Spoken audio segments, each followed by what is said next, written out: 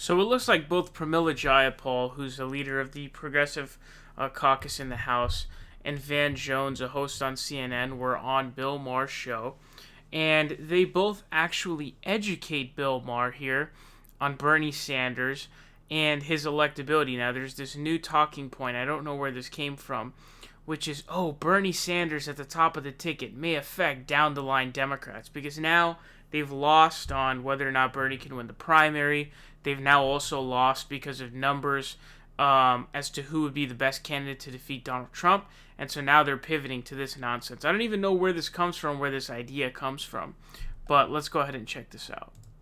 Van, do you share some congressional Democrats' concerns that a Bernie Sanders ticket might impair their chances to hold onto the House in 2020? And that's a part about Bernie Sanders we didn't discuss, is the down ticket drag, perhaps. Some people, I'm sure, are not going to want to run with a socialist at the top of the ticket. Yeah, it's hard to know. What I do know is that Bernie's particular brand of socialism is probably better described as grandparent envy, right? If you're a young person, like, think about it. Your grandparents went to college for like $4, right? You say, I want that, right?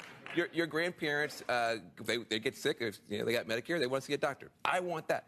Like, it's not the socialism that we remember from the 70s where, like, you want to nationalize everything. It's literally just young people want what their grandparents have. I wish you would just call it that. When I talk about Medicare for All, I say, well, look, I'm not asking to buy my computer from the government or my coffee from the government. I come from Seattle.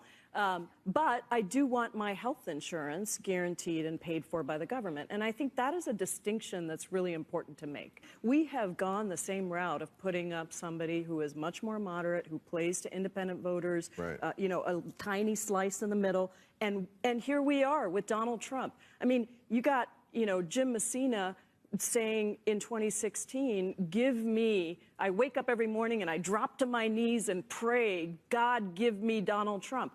That is the arrogance of the Democratic Party sometimes, to think that everybody is just going to come out and he work. wanted to run against him. He wanted Donald Trump. Correct. Okay. He wanted Donald Trump to be there because he was sure that Hillary Clinton would beat Donald Trump. So, there are probably a lot of people who are saying, you put some, a Bloomberg, some person up there. I'm not. I don't know. We never know. I'm not going to vote for that person. So Elections it's our job. Always surprising. Right.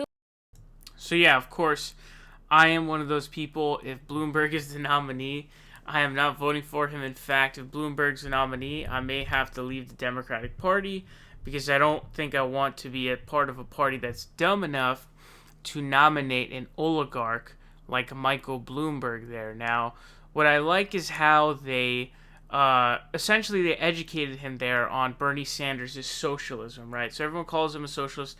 He calls himself a democratic socialist. I maintain this, some socialists like that he said it because it gets to destigmatize the term socialist. But for me, I think if he had used the term social democracy, which is the accurate term for him, right? What is democratic socialism traditionally, okay? Before all the Bernie Sanders stuff. Democratic socialism traditionally is socialism, all right? Workers owning the means of production alongside what I believe is, I guess, a direct democracy or some form of democracy, right? Some level of a democratic government. That's all it is. So George Orwell was a democratic socialist. He fought on the side of the revolutionary left in Catalonia, I believe it was the Republicans, against Franco's fascist party. And so that's what a democratic... Eugene Debs, for example, another example of a democratic socialist, right? But he used the term wrong. And so a social democrat is more of what you see in the Netherlands, in Scandinavia, in every other country in the world. That's what he is. And so it's not like he's some socialist. And I do like how... I really like how they, broke it down. I think Van actually did a really fucking good job of breaking it down very easily for them. I'm really impressed by that and actually surprised by that, because Van really has lost his mind recently.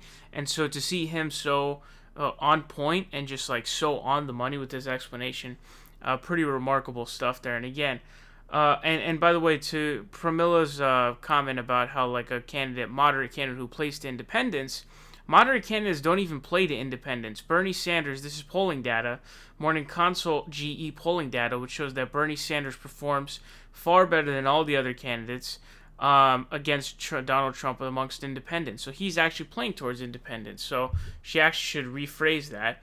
And then also, in addition to all of that, I don't know where this whole talking point of the whole down the ballot thing came from.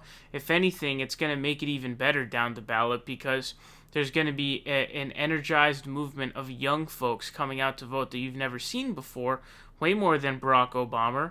And so that's going to result in an even better down the ticket, especially because if Bernie Sanders is president, all of the people who are already going to vote Democrat are going to vote Democrat. And then all of those people who are Sanders supporters, new voters and Sanders supporters, they're going to vote down the line Democrat because they're going to be like, look, we have our ticket.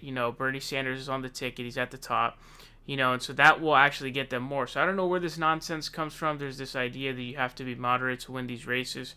Totally bogus. Obviously, the progressive candidates didn't have an actual, machine behind them or anything like that and money and stuff like that.